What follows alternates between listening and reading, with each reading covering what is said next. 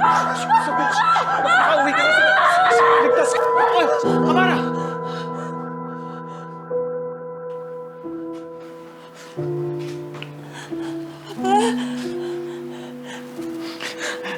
Amara? Kami nga, Sabel. Papa! Pero bakit... Bakit ganyan yung itsura niyo? 40 taon kang nawala, anak. Hindi! Hindi! Papa! Papa, hindi pwede mangyari yun! Wala akong maintindihan! Papa, hindi ko maintindihan! Bakit nangyari Wag mo yun? na munang alalahanin, anak. Basta nakauwi ka na. Papa, hindi! Hindi! Meron ako hindi maintindihan! Bakit nangyayari ito? Hindi ko alam!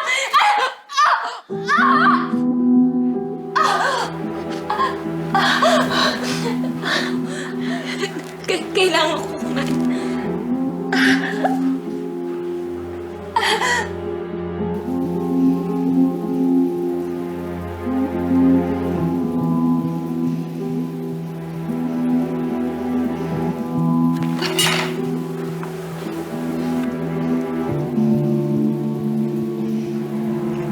Hindi ko talaga matandaan kung ano yung nangyari. Ang natatandaan ko lang, pauwi na ako noon. Tapos biglang dumilim. Madilim. Tapos biglang bumagyo.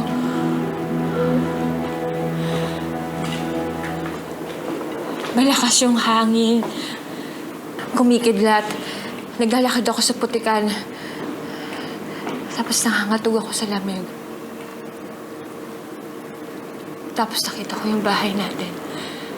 Kaya pumasok ako. Doon nila ako nakita. Isang himala. Isang malaking himala, hindi ba, Amara? Pinaboran tayo ng Diyos at ibinalik sa atin si Isabel.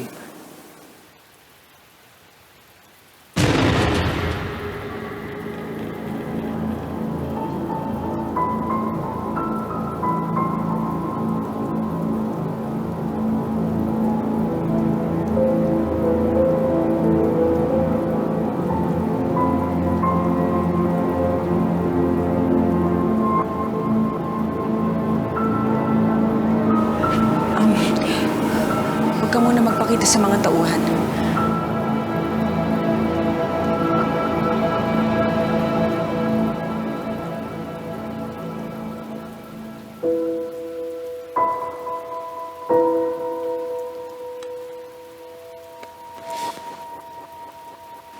Oo. 20 ulo ng baboy ang kakatayin natin ngayon. Hindi tayo titigil ng operasyon. Sige po, balitaan niyo na lang po ako.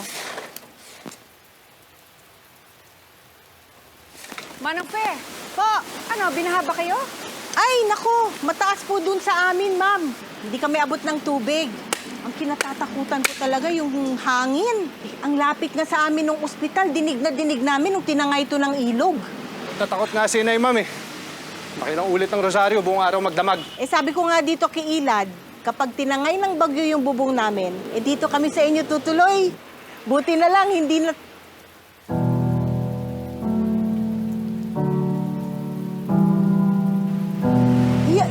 Yan ba si...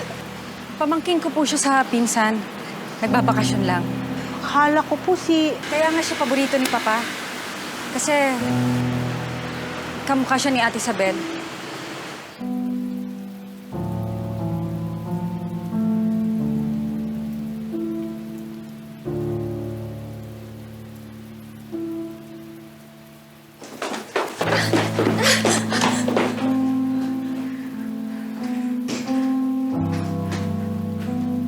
Di ba sinabi ko sa'yo, huwag ka magpakita sa mga tauhan? Nananadya ka ba? Nagpapaaraw lang naman ako. Makinig ka sa akin, ha? Kung sa tingin mo, maluloko mo ko, tumigil ka na. Isang ulyaning matanda lang ang kaya mong lukuhin.